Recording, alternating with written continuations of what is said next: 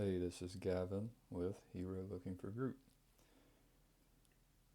And I'm just reminding myself of some things I've thought about recently.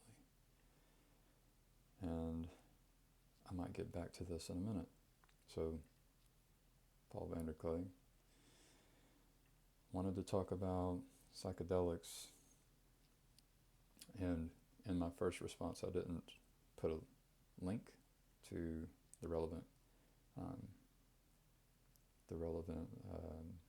part of the video, but Paul VanderKlay said propositional knowledge is important. We can't live without it.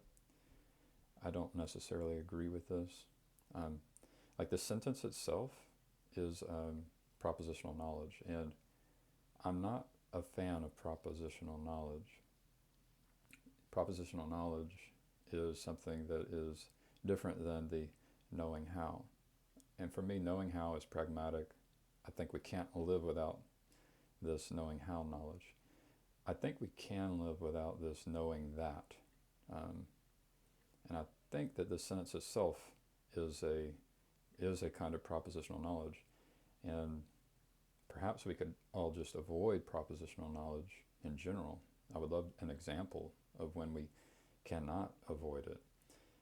But I'll go back to this. Like, this is an interest in the way. Like, this should be our focus. What is the way we should be? And that to me, that's more important. Correct me if I'm wrong. So the rest of my comments had links. So I'm just going to play. Well, he's enjoying bliss. That's why he does it. And I don't know if he had a doctor's appointment or a family thing, but this is a lot of what I deal with on a day-to-day basis.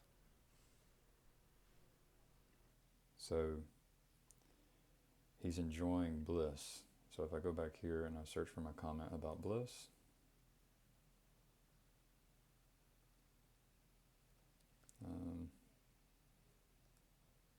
there. So he's enjoying bliss, and he's talking about someone who, uses, I would say, abuses mind-altering substances. And, Paul VanderKlay's argument is that people are seeking this bliss, but I would say that they don't know that procedural how to. They don't know how to seek bliss.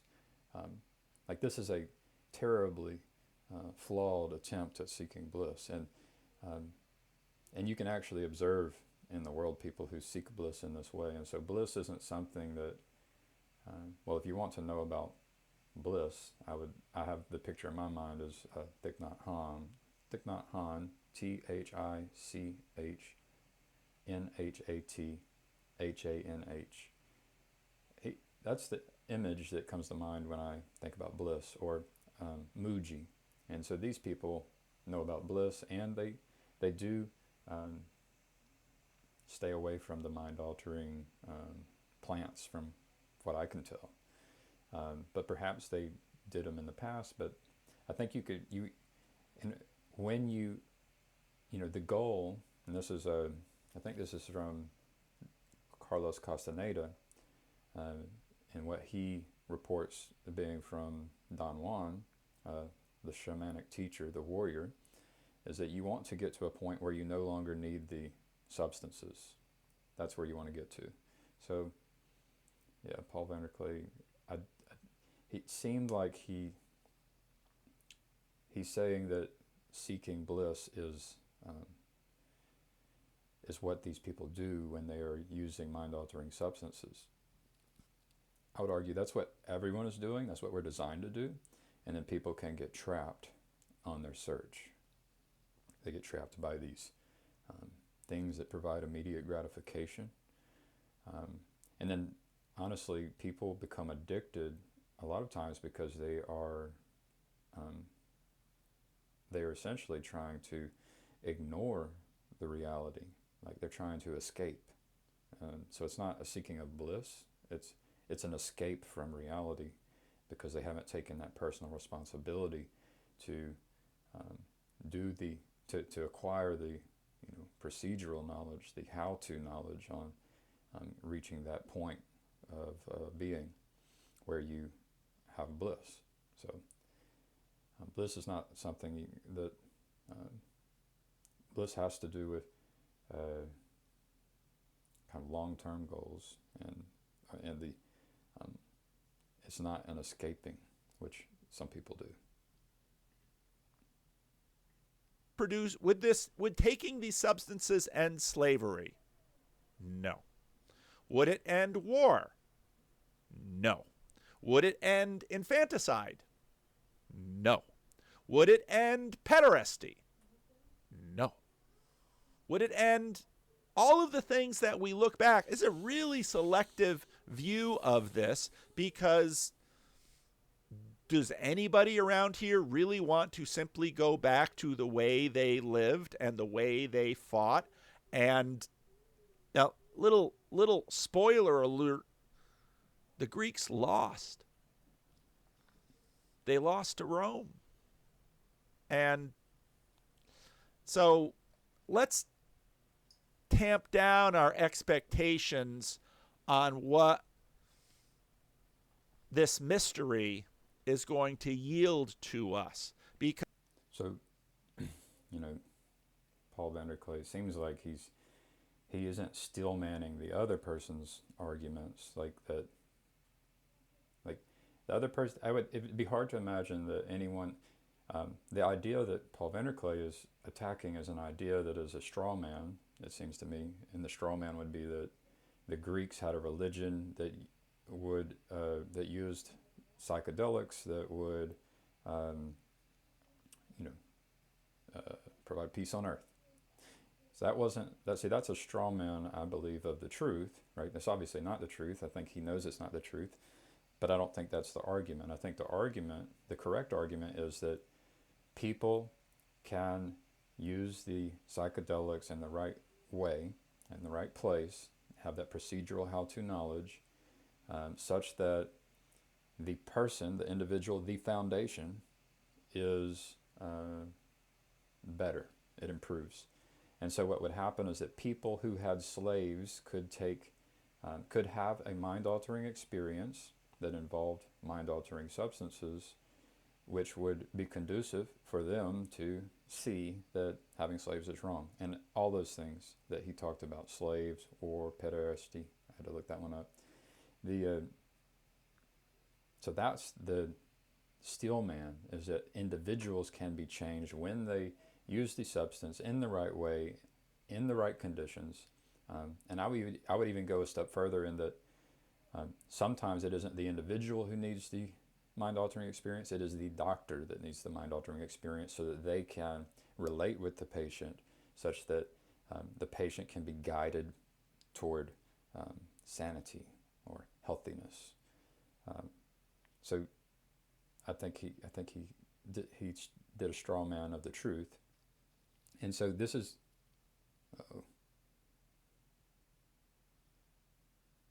looks like this video footage paused on me. Oh well.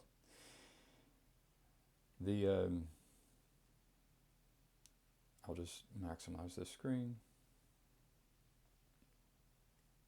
And I kind of lost my train of thought. The idea here is that you can take people who are in prison for doing awful things, and you can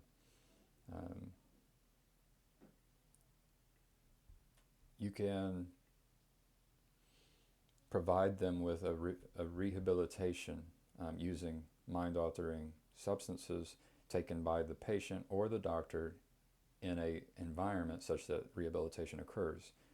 That's the idea. So let's go to the next clip. Now, if drinking the magic drink, the magic potion, somehow really afforded the payout that it does, why would the Apostle Paul ask them to stop if that's in fact what they were doing? Because maybe the Apostle Paul, very much in alignment with the Hebrew prophets, would have said, It's not ecstatic experiences I'm looking for from you. It's obedience. So that's exactly it. So people who want power, who take advantage of others, love obedient workers, right? I'm reminded of the Carlin clip. Obedient workers. That's what the system wants to produce, is obedient workers, right?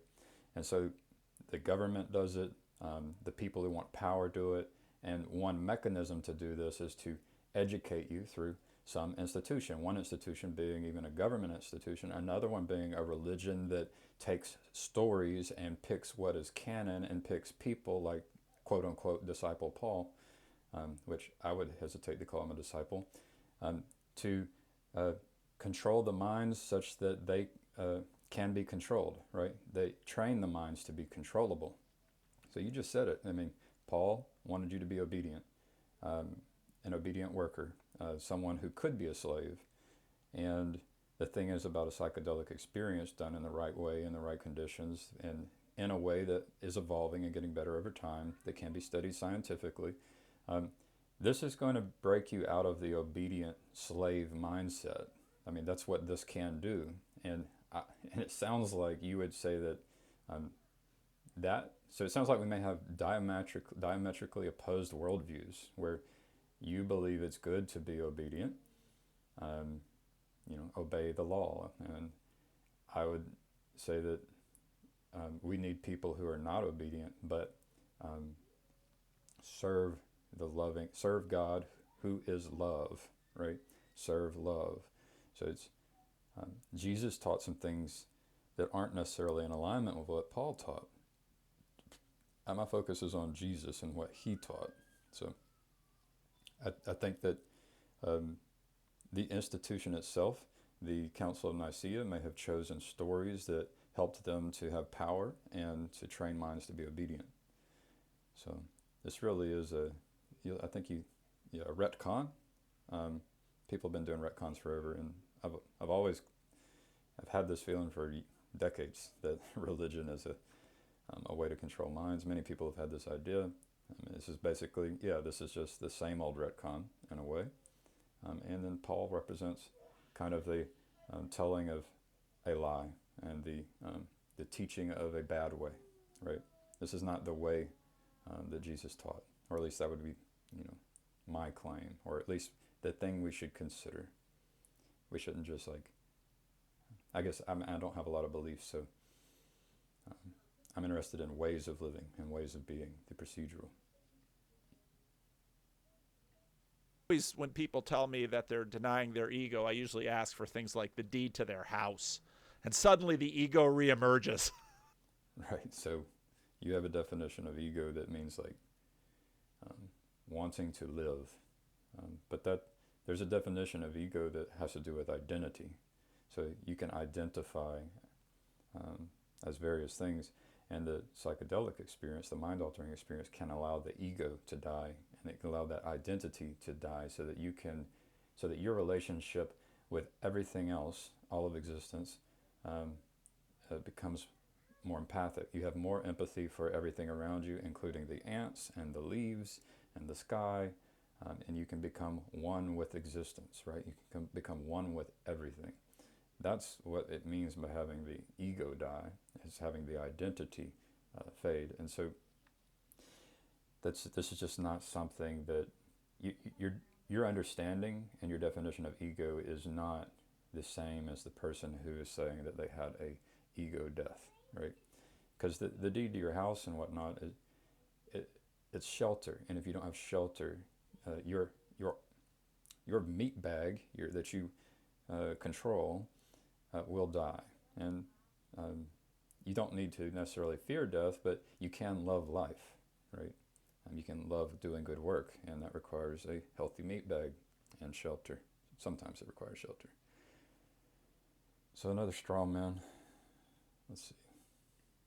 Really like to give up on being a non-being. I'd like the deed to your house and your car and your 403B, because mine's a little small. And I don't know, seeing this very.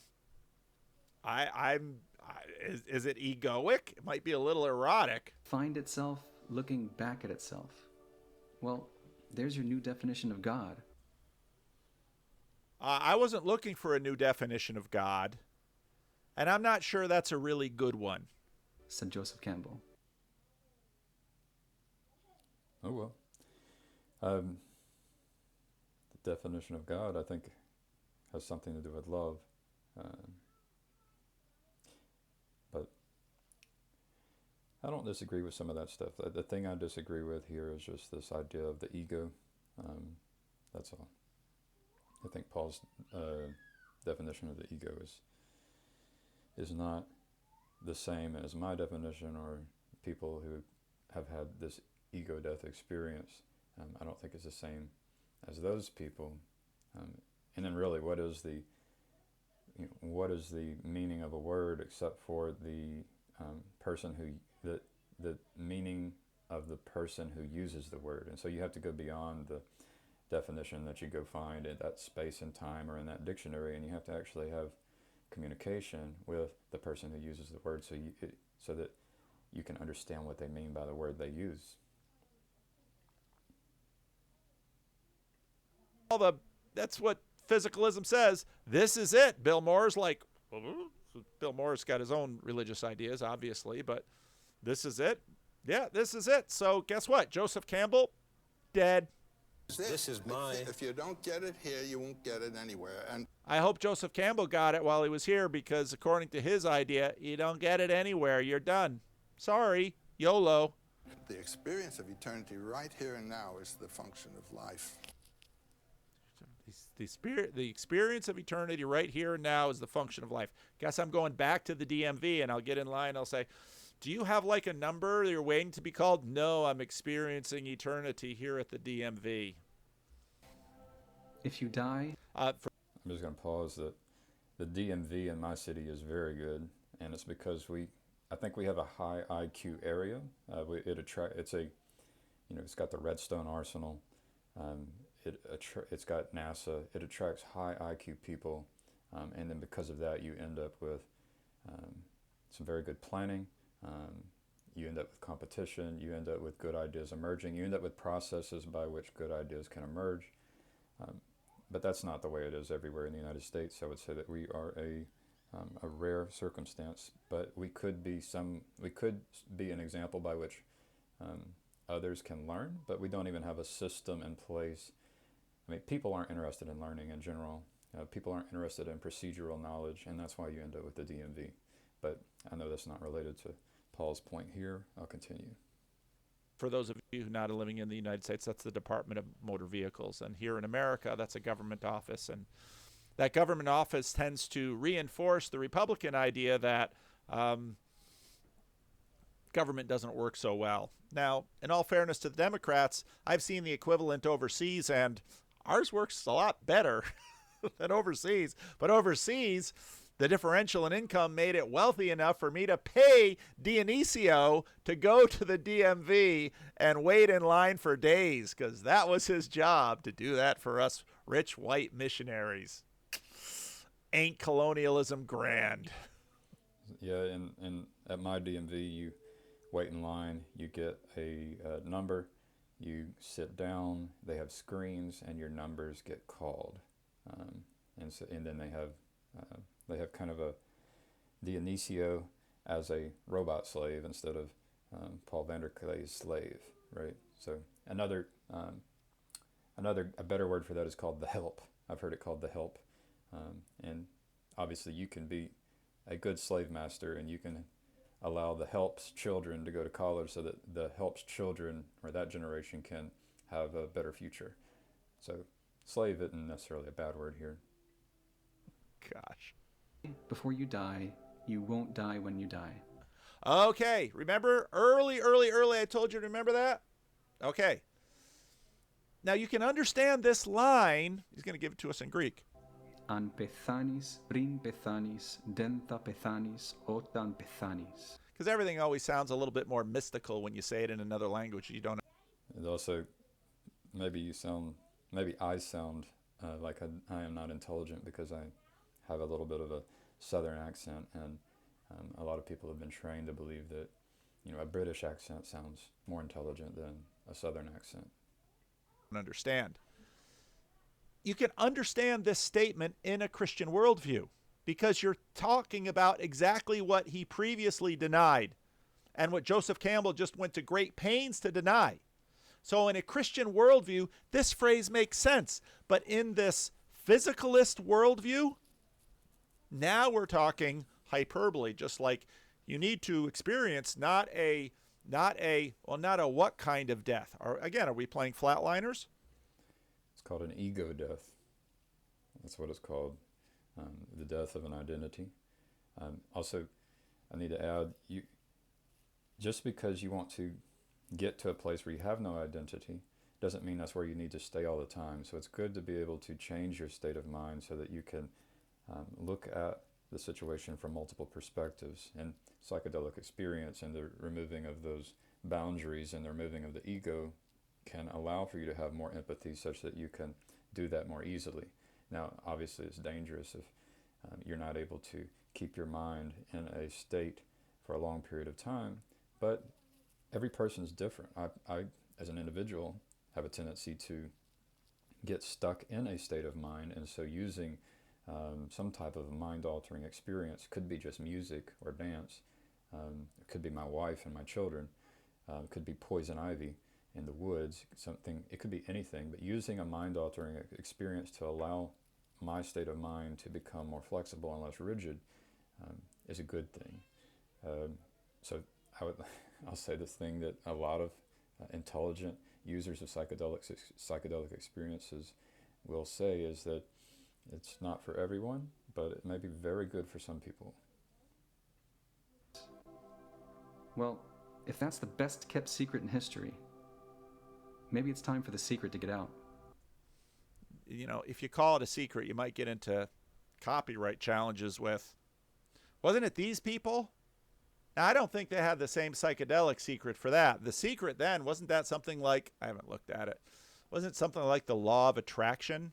Which, again, I live in Northern California. I've got lots of friends who are really into this kind of stuff. What's the law of attraction? Well, I'm going to manifest. It's sort of like Joel Osteen without the churchiness around him. I'm going to manifest wealth. I'm going to manifest beauty. I'm going to manifest hair. Long, flowing Fabio hair. I'm such a bad YouTuber. I'm being a... So, what's essential is the intention, and you have to have an intent to learn and grow as an individual, and then allow for life, and you can allow for every experience in life to provide you with that opportunity to learn and grow. The mind-altering substances are so powerful that they can kind of urge you, or they give you like sometimes it's not even a gentle nudge. It might be tricky. The first use of psilocybe cubensis say, hey, this is a nice place, come back and visit. The second use might just take you and throw you off the cliff into the deep end, and so it can be a little scary and tricky. But if you have the right intentions, then and I would say the intent to learn and grow, no matter if it's a gentle nudge or it's just a tossing you off into the abyss such that you overcome your fear of death, and you maybe even overcome fear itself, or maybe it's just you learn what you need to learn, which is the prayer. It's like, please provide me with the knowledge that I need right now.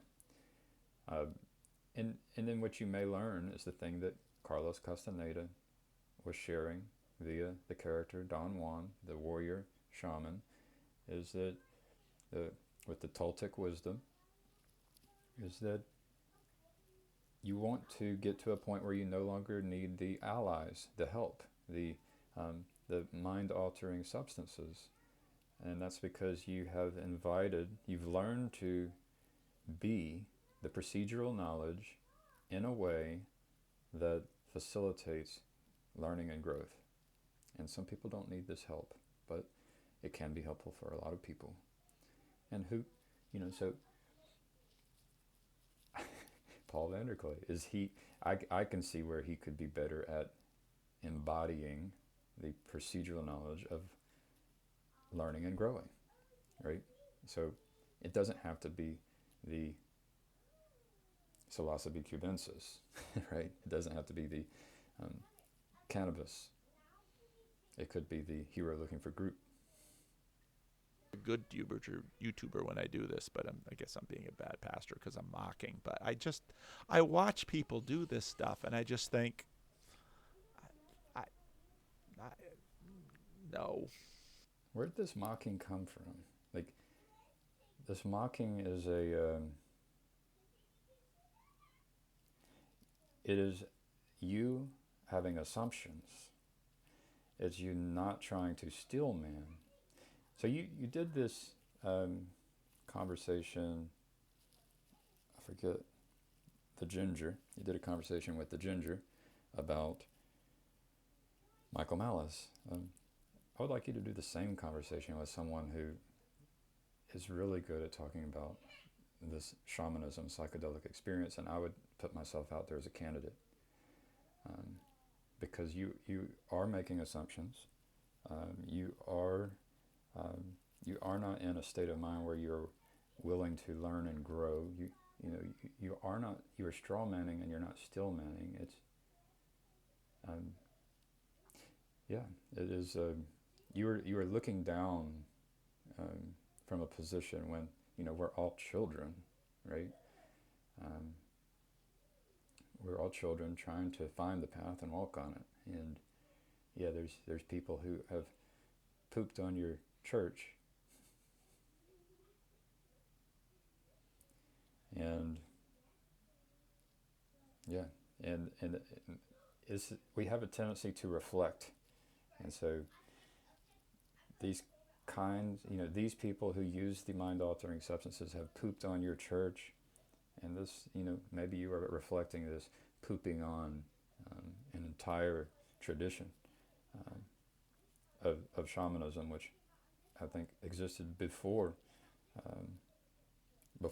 written language, and maybe even before language itself. It may have been the precursor by which language emerged, because it is that powerful. So I'll end at that. I'm going to go be with my family. Okay, with love, herolfg.